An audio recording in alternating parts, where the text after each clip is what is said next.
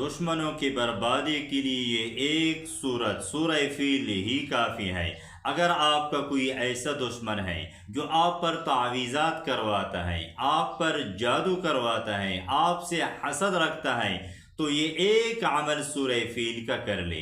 जो भी ये अमल करना चाहता है वो कमेंट्स बुक में एक मरतबा अल्लाह लिख कर और इस वीडियो को आगे ज़्यादा से ज़्यादा ज़रूर शेयर करें और हमारे अकाउंट को भी फॉलो करें। अमल ये है कि आपने नमाज इशा की अदायगी के बाद अव्वल व आखिर 11-11 बार दुरूद पाक के साथ दरमियान में 11 बार सूरह फील की तिलावत करनी है, और फिर जब आखिरी तिलावत आप करते हैं तो उसी वक्त जो आखिरी आयत है फजअलहुम कअस्फिम मअकूल आपने 100 बार पढ़ना है। फिर अल्लाह से दुआ करें, इंशाअल्लाह आपको दुश्मन से निजात मिल जाएगी।